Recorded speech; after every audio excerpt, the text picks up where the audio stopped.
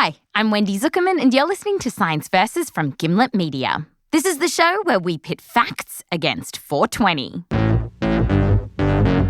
On today's show, CBD.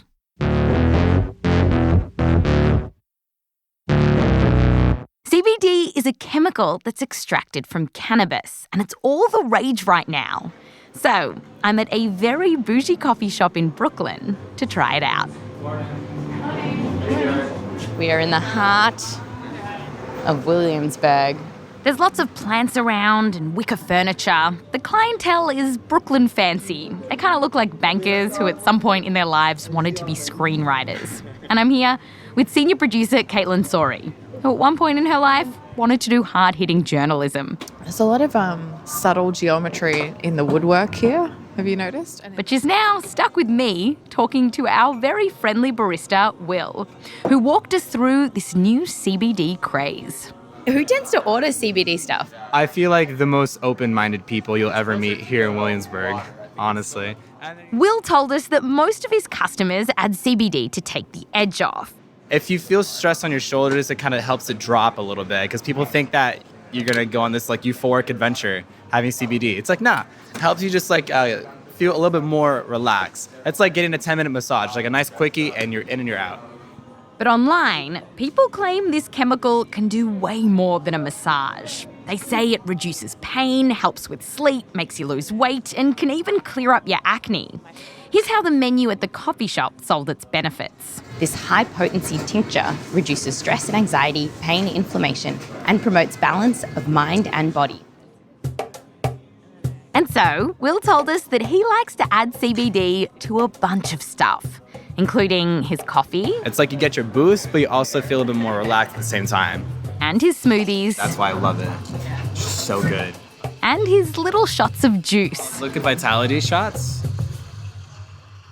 This all sounds very chill, but this is a cannabis extract. Is it legal? Yeah. I believe so. I mean, we're selling it, so I think it is legal. It's everywhere. You see everywhere in Williamsburg and New York City in general, so I'm assuming so. Okay, so we looked into this, and CBD isn't exactly legal. It's a Schedule I drug. The feds put it in the same category as heroin. But there is some grey area here, and the Drug Enforcement Administration, the DEA, told us that they're generally not going after people who are using CBD. So... All right, I'm going to do it in the coffee. All right, so I'd say do a latte with cashew milk and CBD. Done. Sold. That's my favorite. I got you. Okay, here goes. My first CBD. Initial thoughts? Oh, it tastes like, you know what? I am a massive nerd and I haven't had pot that often, but it does taste a bit like pot. Are we going to be very chilled out at work today? You're about to have the best day of your life. It all starts right here. Okay, so it wasn't the best day of my life, but maybe I did feel a little less anxious. And this CBD taste test really got me thinking. What exactly is CBD? And how did we get here? Where a trendy barista is casually adding a cannabis extract to my morning coffee. Well, it turns out that the story about how this thing got so huge has nothing to do with Brooklyn hipsters. It was actually a matter of life and death. And that story is coming up just after the break.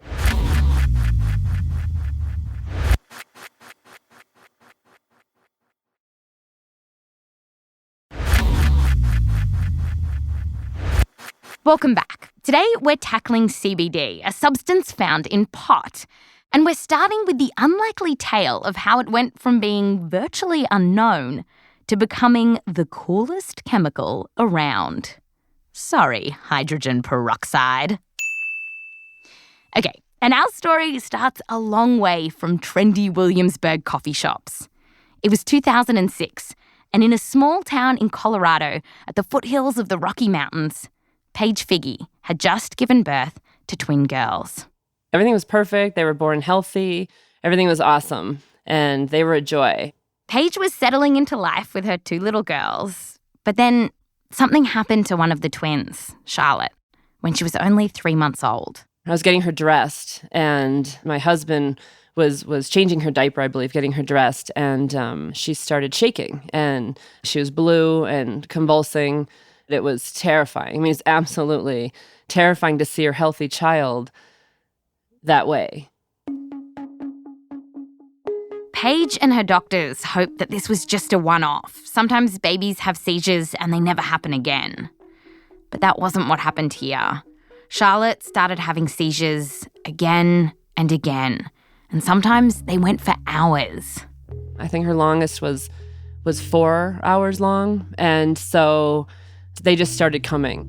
Years went on and it wasn't getting better. Paige sometimes took videos of the seizures for her doctors, and you can see Charlotte's entire body shaking and her eyes rolling back in her head.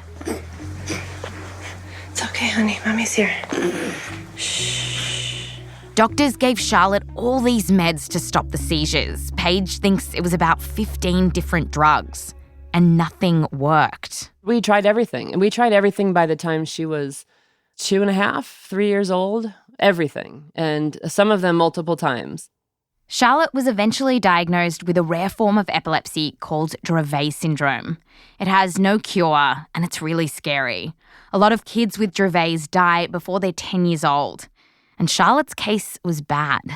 She was on oxygen. She's fed through a tube. She didn't make eye contact, and I just felt like we were keeping her body alive in between a seizure every 30 minutes. By the time Charlotte was 5, doctors were already planning for the worst. Paige signed a do not resuscitate order for Charlotte, which meant the hospital wouldn't revive her if she stopped breathing. Paige said Charlotte was having so many seizures that she was hardly conscious. And she told Caitlin Sorey, our senior producer, about one particularly terrible night. She never slept at that point in her life. And so her and I were in the kitchen, downstairs in the kitchen, and I was just holding her and rocking her, and she was screaming. And then she fell into a seizure. And this time the seizure, instead of going on and on for an hour or two, it just stopped, and she went lifeless in my arms.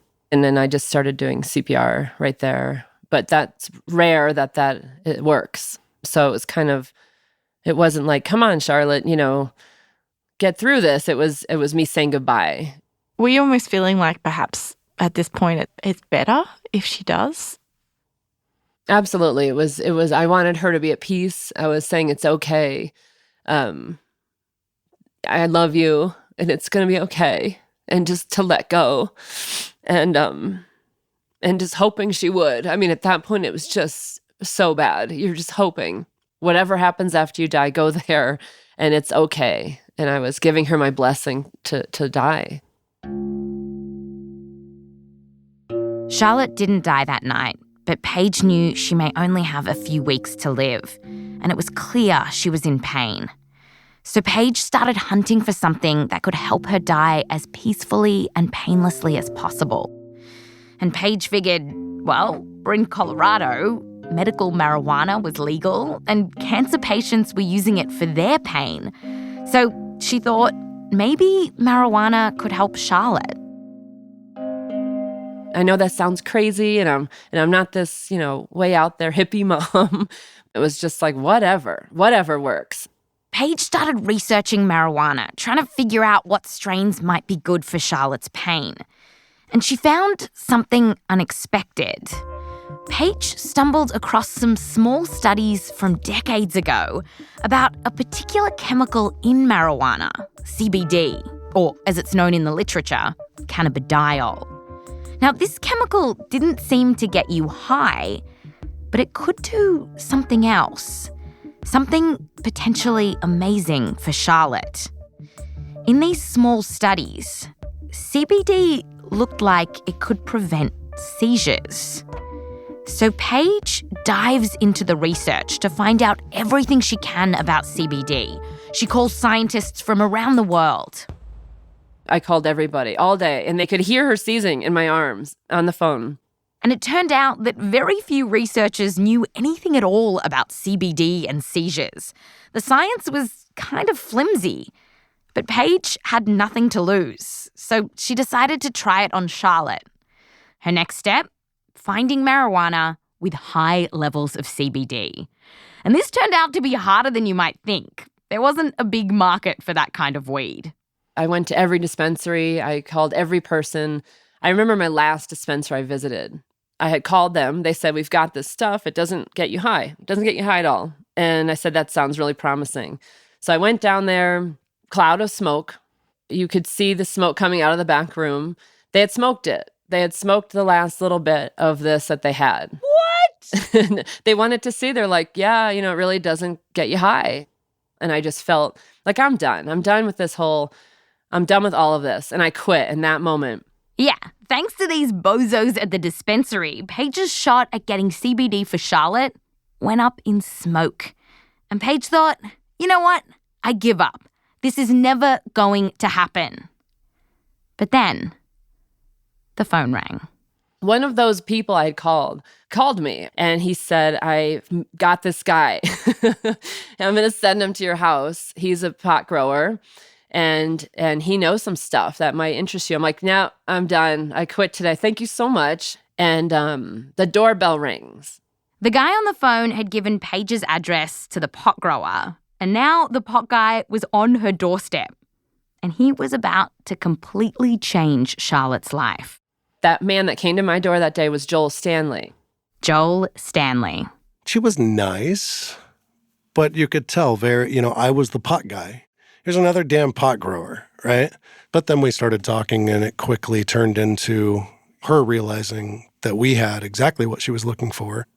Joel, who kind of looks like a lost Winklevoss twin, had grown a strain of cannabis with tons of CBD in it. He did it for his small medical marijuana business that Joel had with his brothers. In fact, they all called this strain Hippie's Disappointment because it didn't get you high. So Joel starts telling Paige all of this. And then right in front of him, Charlotte has a seizure. So violent, just this uncontrollable shaking, eyes kind of roll back in the head. And these parents, like Paige Figi, they're so used to it. They'll continue the conversation while you're kind of sitting there in shock. You look over by the door, and there's a bag packed for the hospital. That's how these folks live. Joel was a bit freaked out, though, and he wasn't sure about giving his pot to 5-year-old Charlotte. So he talked to his brothers about it, since they all run the business together. I would say the brothers had a bit of a response like mine, like, wait a minute. You want to give some of our cannabis to a 5-year-old who's about to die. Hold on a second. Joel and his brother Josh told us how stressful making this decision was. Here's Josh. We had that conversation. Do you remember? That was right. That was what we said. What if she were to pass on from a seizure right after taking, this by coincidence? We talked about, who would get more jail time, you or me, or Jesse or John. Jesse and John, they're more Stanley brothers. There's 7 in total. And yes, their names all begin with J. And now, these brothers had to decide if they were going to go out on a limb to help a mum they'd only just met. They did some serious thinking and even spoke to Charlotte's doctors, who gave them the go-ahead. After all, these docs didn't have any good options left. So, the brothers ultimately decided to help. They reduced the CBD pot down to an oil, and then Paige gave it to her little girl. And that was the moment she stopped seizing. She just stopped. Yep, she's having a seizure every half hour. She didn't seize for a week.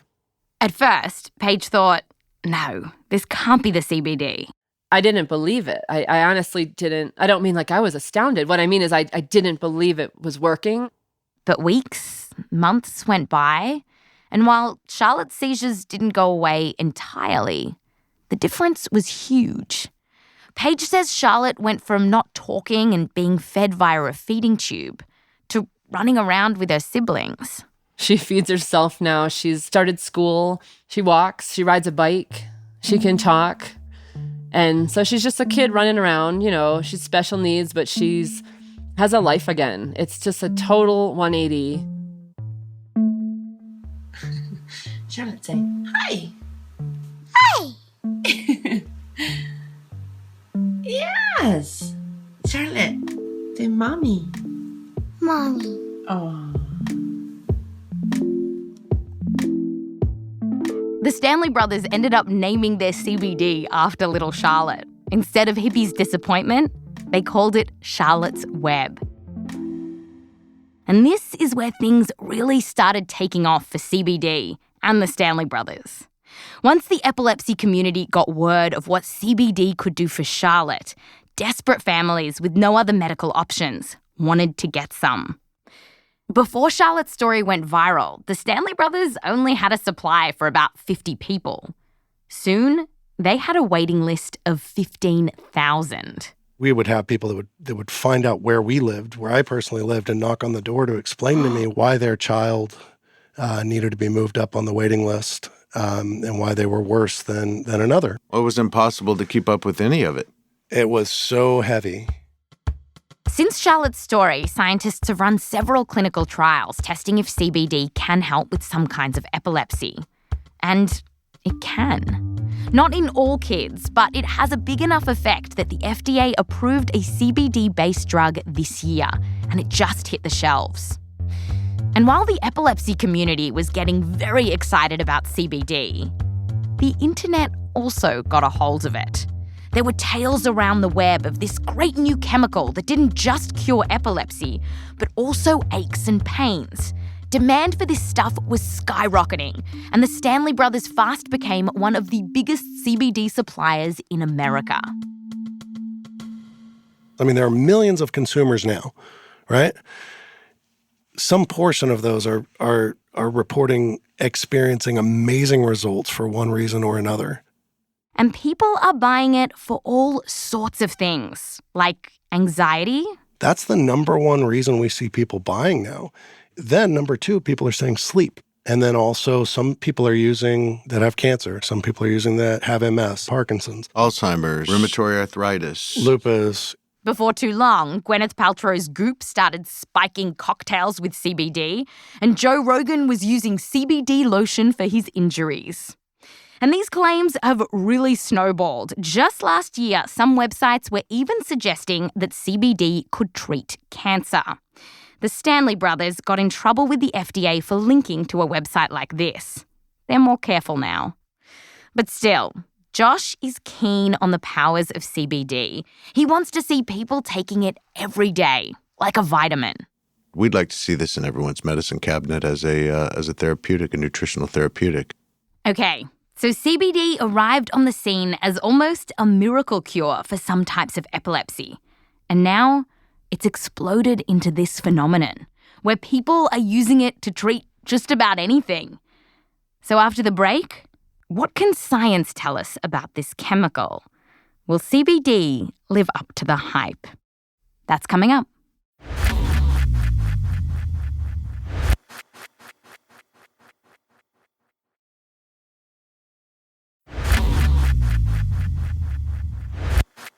Welcome back. Before the break, we heard the story of Charlotte Figi, the girl whose recovery from severe epilepsy whipped up a frenzy around CBD.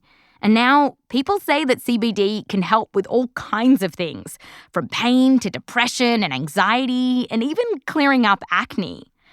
And it seems kind of crazy that CBD could do all these things. But the industry and CBD fans say that they have science on their side. Hey guys, Dr. Josh Axe here along with They say that this extract can do all this stuff because of a complicated system in the human body that interacts with CBD. And it's called the endocannabinoid system. Endocannabinoid system. The endocannabinoid system is thought to play a role in a bunch of things, like regulating our immune system and even influencing our emotions. And it does this through a network of receptor sites that are found throughout our brain and our body. Now, CBD advocates say that their chemical has this amazing ability to fit into these receptor sites like a key into a lock, like Gwyneth Paltrow to a vagina egg. We have receptors in our physiology for CBD. This is a really big deal that we have these receptors in our body that directly bind the plant. They say that by interacting with this complex system, CBD can make you feel better, reduce your anxiety, and dampen down inflammation. And speaking to the Stanley brothers, they told us that CBD binds to these receptors. Here's Joel. So there's much more to understand. What we do know is that, let's say CBD for the CB2 receptor site does fit like lock and key. All over the internet, you hear this basic idea, and it really adds scientific legitimacy to using CBD for all sorts of things. The only problem is this story, the lock and the key. For CBD, it doesn't seem to be true. Yeah, scientists have looked at this all sorts of ways, and they're like, dude, CBD is not binding to those receptors in the endocannabinoid system. Or, as researchers put it in a review paper, this idea, quote, has now been largely dismissed, end quote.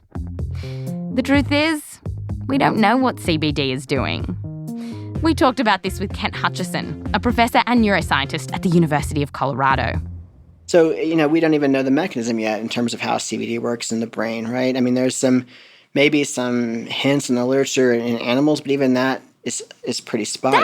That is kind of crazy. We really don't know even like how it would be possible. Yeah, it's totally crazy. So it doesn't look like CBD is latching onto these receptors. It could be affecting the endocannabinoid system in some other way, or maybe not. It's one of the many possibilities. There's just a lot science hasn't figured out yet. And while many scientists, including Kent, do think that CBD is doing something and shows promise, largely because it's helping kids like Charlotte, the research is so new that other than epilepsy, we've hardly got any clinical trials here. There's a few encouraging studies on pain, a little on mental health. And here's what Kent said when Caitlin asked him about the research on anxiety. What's the most convincing study you've seen that CBD could help with anxiety? So, honestly, there haven't been any convincing studies. This is the problem, right? This is where we're at. There haven't been any convincing studies yet. And I think we are waiting for that convincing evidence that actually does something helpful for people with anxiety. And it seems like people who want science on CBD will be waiting for a little while. And this isn't just because science takes time. In the case of CBD, it has another hoop to jump. CBD is a Schedule I drug. And that means if Kent or any other scientist wants money from the US government to study it, it's really tough. There's a bunch of rules here. They can't just buy CBD online and then study its effects. Yeah, so even though I just had some CBD in my morning coffee... As scientists, we can't touch the stuff, right? It doesn't matter how many dispensaries there are here in Boulder, Colorado. It doesn't matter that the state legalized it, 6 years ago. That's kind of bonkers. It must be so frustrating. Oh, it's totally frustrating, right? Because, even talking to you, I'm getting a little discouraged as I realize more and more how little we know, right? But at the end of the day, we're going to see, again, maybe it works for some things, and maybe that list is not, too long after all. What all this means is that when people sing the praises of CBD for all sorts of conditions, we really don't know how this chemical is working, and we also don't know if it's working. Because some of what people are feeling could be due to an entirely different phenomenon. That's right. Our old friend rhymes with placebo. Say it with me. Placebo. Even Joel Stanley, who made the original CBD concoction for Charlotte, acknowledges that placebo might be playing a role in the CBD mania. Is there some placebo? Because of all of the hype and the news stories coming out about CBD for this, that, and the other reason, and the people talking on Facebook and Twitter and Instagram, is there some placebo going on out there? Absolutely. There is every time something good pops up. But we shouldn't detract from all the people that are receiving genuine benefit, whether it's drastic benefit or they just feel a little bit better. And that's a fair point. If you're using CBD and you're feeling better, that's great. But before you start adding CBD to your morning coffee and evening cocktail, there's something you should think about. How do you know what is actually in these CBD products? Because nowadays, there's scores of them on the market. And it's not like birth control. I mean, this stuff isn't tightly regulated. And this is something that Mallory Loflin, a clinical research scientist, has thought a lot about. You know, I have more faith in what's in a candy bar than I have in something that people are using to treat medical conditions, primarily mental health and neurological conditions. That's insane. Mallory just did a study with her colleagues from the Institute for Research on Cannabinoids.